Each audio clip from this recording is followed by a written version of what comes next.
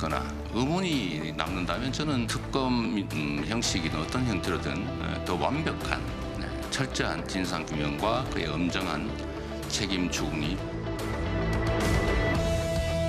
특검을 받을 거면 받고 못 받겠다면 못 받는 것이지 그런 그 터무니없는 조건을 달아가지고 물타기 하는 것은 국민에 대한 도리가 아니라고 생각합니다.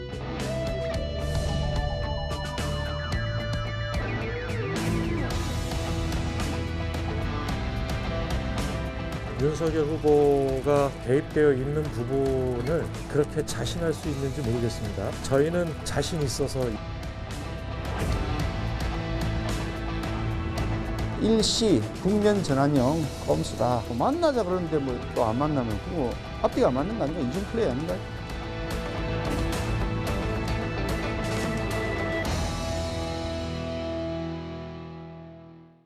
네, 뉴스 분석 함께할 세 분 소개합니다. 김관우 계명대 교수, 장혜찬 시사평론가, 신성범 전 국회의원 나오셨습니다. 어서 오세요.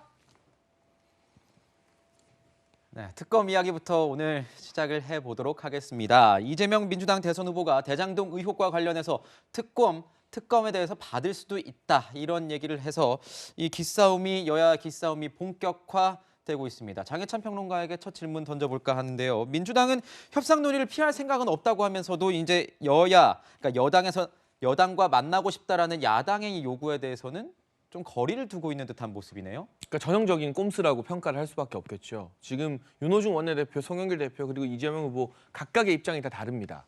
도대체 특검 수용을 위한 협상을 하겠다는 건지 말겠다는 건지 알 수가 없는데 가장 마지막으로 송영길 대표가 지금 국민들에게 밝힌 입장을 보게 되면 일단 검찰과 경찰의 수사가 끝날 때까지는 지켜보겠다. 네. 그 이전에는 합의를 하지 않겠다. 협의 채널에 나서지 않겠다는 것이거든요. 네. 그러면 기세 좋게 이재명 후보가 특검 수용할 수도 있다고 밝힌 이재명 후보 측근들과 후보 본인은 뭐가 되는 겁니까?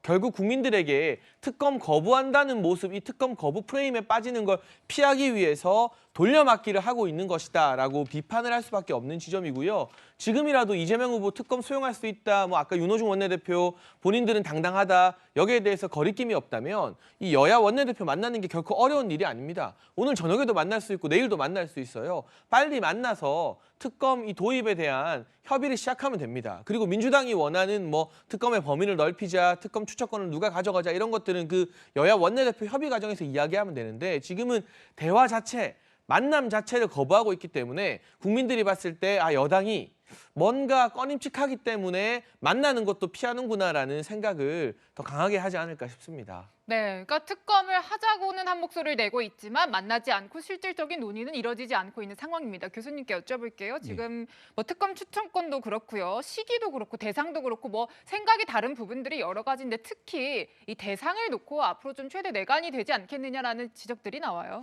그렇죠. 대상도 굉장히 이제 중요한 예. 하나의 협상의 이 대상이 되는데요.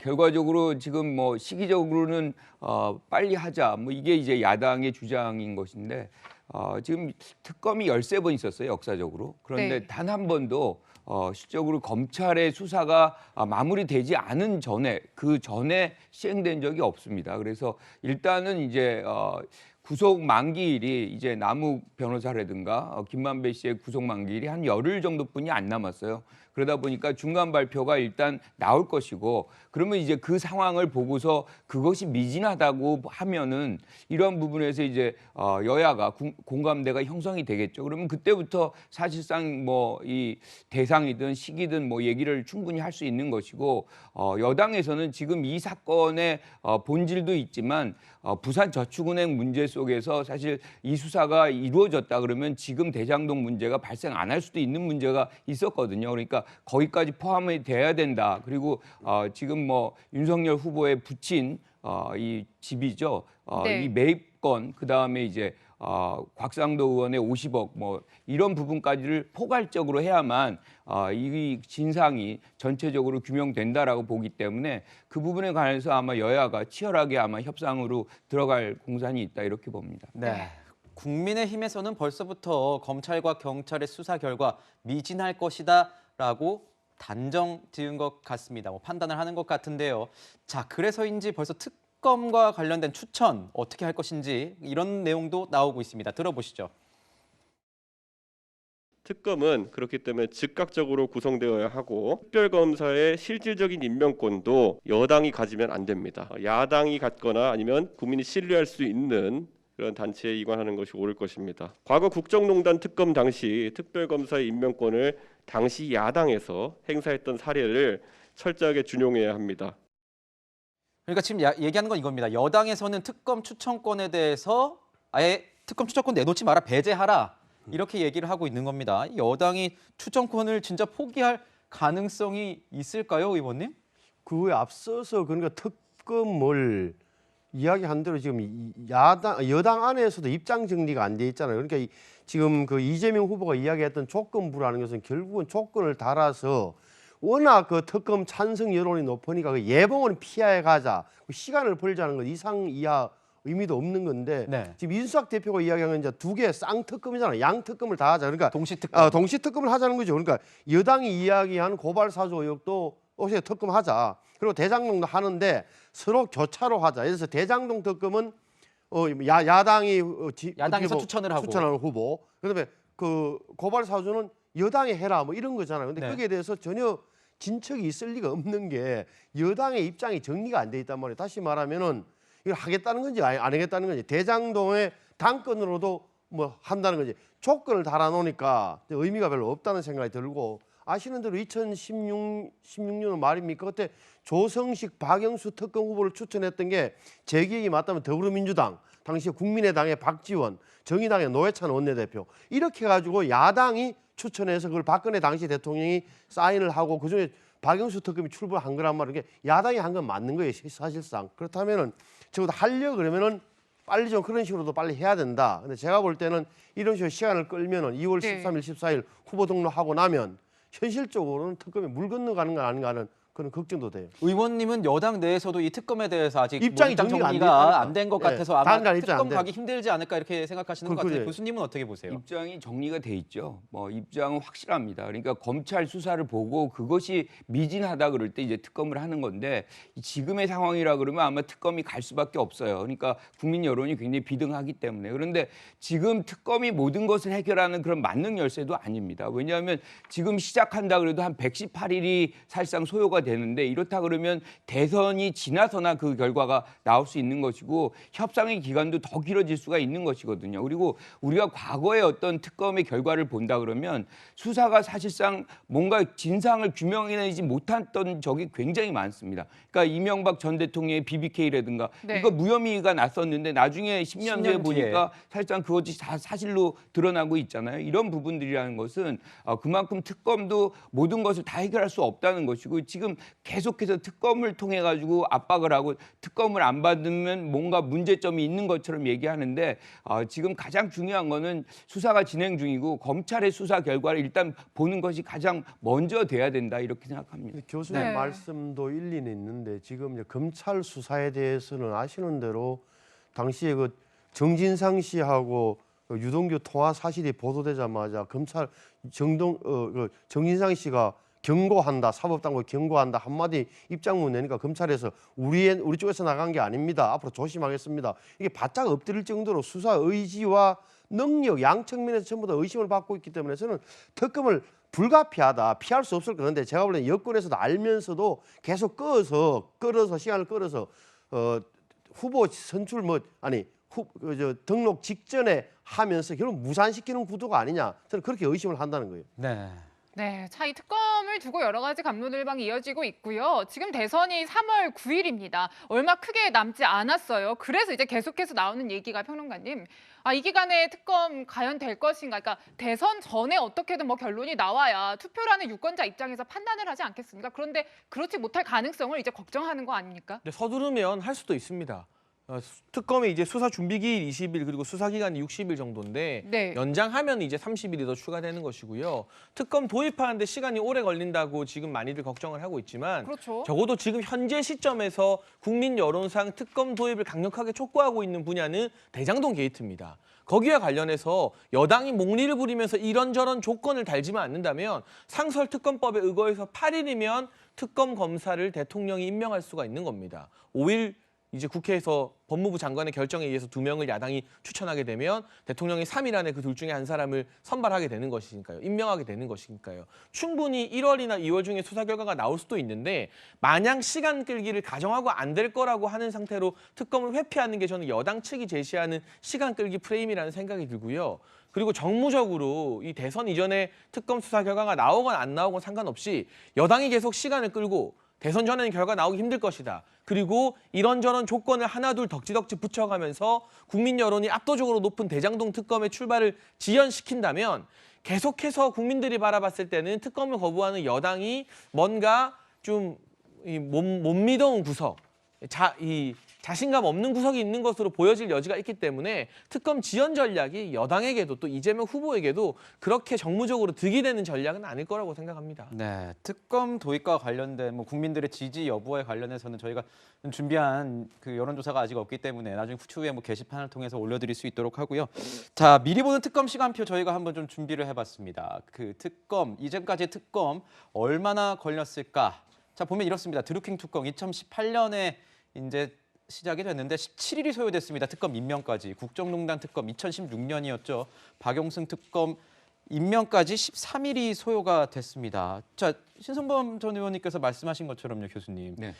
야당에서는 여당에서 이렇게 시간이 걸리는데 이번 주 초까지 안 되면 사실상 특검 물 건너가는 것이다. 그래서 문개기하는 것이다. 이런 얘기 계속 나오고 있는데 또 이런 시간표를 보게 되면은 또 야당의 그런 의견이 아예 허무맹랑한 그런 공세만으로 보이지는 않는데요. 어떻게 보십니까? 사실 이 부분은 수사가 이제 되려면 사실은 추천권 문제도 그렇고 수사 대상도 그렇고 등등의 어떤 절차들이 있고 그건 협상의 대상인 것이거든요. 그 시간이 또 필요해요. 그러니까 야당도 사실 이 부분이 시간이 많이 걸린다는 걸 알면서도 네. 계속해서 지금 특검을 받아라 이 특검을 통해 가지고 이 선거를 치르려는 그런 프레임 구성의 전략이라고 생각하거든요. 야당 또한 어떤 전략이 있는 그렇죠. 것이다. 네. 그러니까 특검으로 사실상 어떻게 보면은 이제 이재명 후보의 어떤 이미지를 실추시키고 그런 과정 속에서 선거를 치르려는 당연히 이제 그렇게 되면은 이재명 지사의 어떤 이미지가 상당히 이제 훼손이 될 수가 있는데 이런 이 상황 판단을 바탕으로 해서 특검을 계속 밀어붙이고 그것을 안 받으면 뭔가 문제가 있는 것처럼 얘기하는데 저는 일단은 수사가 결과가 나온다 그러면 여당도 적극적으로 이 협상이라든가 나올 수밖에 없다라고 생각을 하고요. 그렇게 됐을 때 이 국면이 특검 국면이 약간 벗어날 수도 있다. 저는 이렇게 생각합니다. 네, 이 특검과 관련한 여야 논의 진척 상황은 저희가 좀 주의 깊게 지켜봐야 될 것 같고요.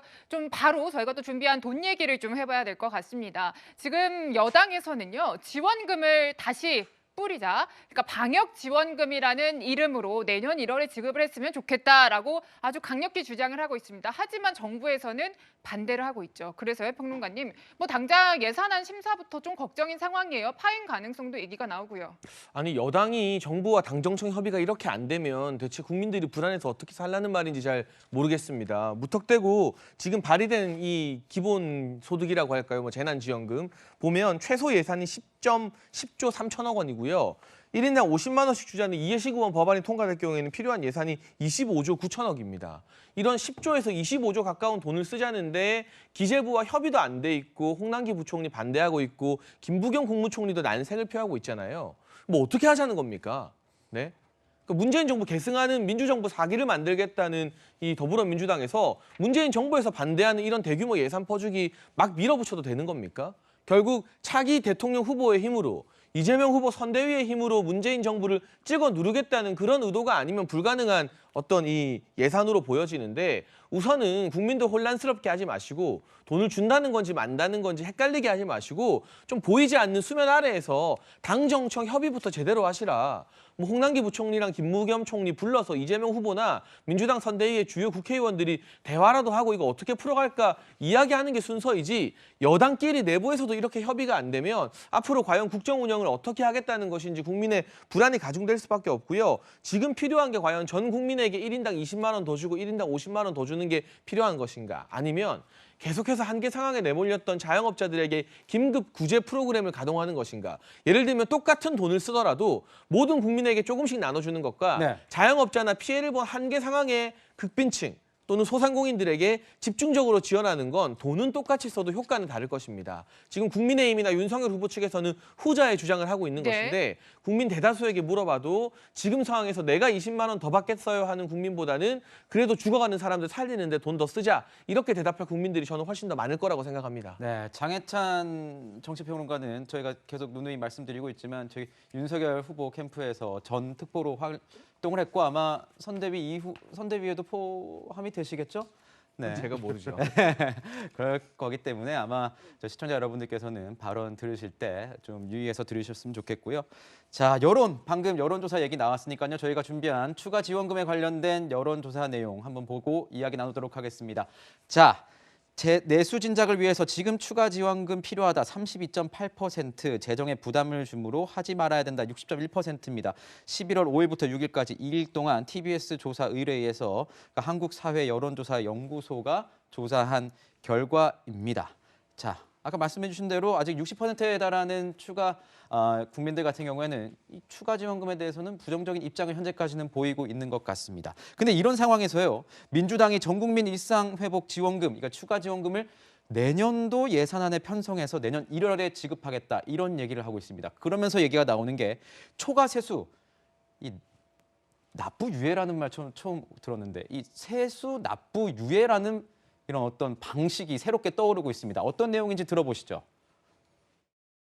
전혀 못한다는 것은 너무 규정을 좁게 해석한 그런 해석이다 이렇게 보고요. 더불어민주당은 이것이 관철되도록 계속 노력하겠다는 말씀으로 거둬들인 세금을 국가재정법까지 위반해 가며 여당 선거운동의 재원으로 삼으려는 이재명 후보와 민주당의 몰염치에 강력하게 경고장을 날립니다. 교수님, 세금 납부 유예라는 말도 좀 어색하긴 합니다. 사실 이런 경우에 뭐 법적으로는 있을 수 있습니다. 부도가 된다거나 뭐 이런 어떤 극적인 상황에서만 이제 가능한 건데 이 납부 유예라는 말을 여당에서 꺼내들면서 야당에서는 아니 뭐 회계 분식하는 것도 아니고 지금 뭐 하는 거냐? 조삼모사 아니냐? 어차피 올해 말에 받을 거 내년에 받겠다는 거 뭐가 다르냐? 뭐 이런 얘기도 나오는데 교수님은 어떻게 보십니까? 사실상 초과 세수를 이월시켜서 그 돈으로 재난지원금을 지불하겠다. 뭐 이렇게 우리가 해석할 수가 있는 건데 초과 세수가 없으면 이런 얘기를 하기가 굉장히 어렵습니다. 그런데 올해도 우리가 한 40조 원가량의 초과 세수가 예상이 되거든요. 그러니까 이 부분을 재난지원금으로 좀 활용하겠다 이런 측면인 것이고 지금 뭐 우리가 한 25만 원 정도 한다 그래도 한 13조 원 정도 뭐 이렇게 예상이 됩니다. 그런데 지금 윤석열 후보 같은 경우는 한 50조를 얘기해요. 그런데 네. 50조라는 거는 우리의 예산 전체가 550조이기 때문에 네. 한 10분의 1에 해당되는 어마어마한 돈입니다. 이거를 뿌리겠다라고 이제 장담을 하고 있는데 이런 부분에서 세수는 어떻게 확보하려고 하는지 그 부분에 대한 어떤 얘기는 없거든요. 그러니까 우리가 이제 이 부분은 다 국민의 혈세입니다. 그래서 뭐 여당이든 야당이든 이런 부분을 지급하려면 아주 정치하게 재원을 준비해서 그거를 이제 국민들의 어떤 동의하에 사용하는 것이 매우 중요하다 이렇게 봅니다. 교수님, 근데 지금 보면 제가 궁금한 게요. 당정에서는 지금 말이 엇갈리지 않습니까? 당에서는 뭐 당 쪽에서는 정부 뭐 추가 지원금 낼 수 있다. 후보 말대로 뭐 이재명 후보가 얘기하는 대로 추가 지원금 분명히 할 수 있다. 초과 세수가 있으니. 하지만 정부에서는 세금 납부 유예 반대하고 있습니다. 추가적으로 지원금 내는 것도 좋지 않다. 이렇게 얘기하고 있습니다. 그런데 일각에서는 이런 얘기도 나와요. 결국 지금 이렇게 당정이 불편하게 대립하는 모습을 보이는 건 추후엔 결국 이재명 이 후보가 이렇게 뭔가 결단력과 추진력을 보여서 결국은 정부의 반대를 무릅쓰고 이 추가 지원금을 해냈다. 이런 어떤 이재명 띄우기를 위해서 이렇게 일단 이렇게 뭔가 대립하고 있는 게 아니냐. 그래서 지금 대통령도 이 문제에 대해서 해결하지 않고 가는 것 아니냐. 뭐 이런 얘기도 나오는데 어떻게 보세요? 결과적으로 이재명 추진력을 보여주기 위한 하나의 소설을 쓴다, 스토리를 만든다, 뭐 이렇게 제가 해석이 되는데 그런 얘기도 나오고 있습니다. 사실은 입장 차이가 있거든요. 네. 기재부 같은 경우는 가장 걱정 많이 하는 것이 사실상 국가 부채예요. 국가 부채를 얼마만큼 잘 관리하느냐가 기재부의 이제 임무이기 때문에 그걸 생각 안 할 수가 없는 거죠. 미국 같은 경우는 지금 요번에 한 3,000조를 풀었습니다. 우리나라 같은 경우는 이 정도면은 사실상 뭐 많이 푸는 격이 되긴 하겠지만 부채 비율이 우리 같은 경우 50%도 아직 안 넘고 있거든요. 미국 같은 경우는 150% 훨씬 넘어가고 있어요. 네. 어느 정도 이제 관리가 되는 그런 상황이라 그러면 이 코로나가 이제 마무리되는 이 과정 속에서 경기 진작이라든가 뭐 이런 부분들을 위해서는 어느 정도 그 부분에 대해서 고민을 좀 해볼 필요는 있겠다 이렇게 생각합니다. 네, 지금 뭐 얘기 계속하고 있지만 이재명 후보의 이 방역 지원금에 대해서 윤석열 후보는 반대하는 입장 보이고 있고요. 대신에 50조 정도 규모의 자영업자들에게 손실 보상을 해줘야 된다. 그러니까 필요한 곳에 써야 된다라는 입장인 거예요. 하지만요, 이것도 돈의 규모가 굉장히 큽니다. 결국에는 국가 재정에 부담될 수 있다. 혈세다 비판 나오고 있는 상황인데 의원님 사실 적자국채 발행도 걱정해야 되는 부분이고 그렇지 않습니까? 그렇죠. 그러니까 지금 이 선거에서 여야를 막론하고 몇십조 이야기를 굉장히 쉽게 꺼낸다는 느낌을 씌울 수 없다. 그리고 국민들이 그나마 정신을 차리셔가지고 25만 원 받는 거는 고맙기는 하지만 안 줬으면 좋겠다. 왜? 아들 세대에 다 전가된다는 사실 알기 때문에 그게 나온 게 저 여론조사 결과인 거예요. 그러니까 정부 입장도 곤혹스러울 때인데 제가 보는 이런 거 이 정부 들어서 이 정부 출범할 때 2017년도에 예산이 제기가 맞다면 정부 예산이 400조였어요. 근데 그게 5년 만에 내년 예산이 604조입니다. 그러니까 5년 만에 200조 원의 예산이 늘어난 거예요. 200조 원 얼마나 빨리 늘어난 거냐. 우리나라가 200조 원에서 1997년도 노무현 정부 때 국가 예산이 200조가 처음 됐어요. 그래서 그게 2017년이니까 20년 만에 200조가 늘어났었는데 그렇죠. 그래 됐는데 갑자기 엄청나게 늘어난 거란 말이에요. 10년 만에. 그럼 다시 또 국가 부채는 이 정부 출범할 때 600조였어요. 네. 내년 되면 1,000조가 넘어요. 이 정도라면 걱정을 안 할 수가 없다라는 점을 말씀드리고 싶습니다. 네. 이런 식으로 하면은 정말 매표라는 말은 저는 감히 하기 싫습니다만 정말 선거용 포퓰리즘이라는 비판을 여야 모두 받을 수밖에 없다고 생각해요. 네, 첫 번째 순서에서는 특검과 돈 관련한 같은 듯 다른 여야의 속내를 짚어봤습니다. 네.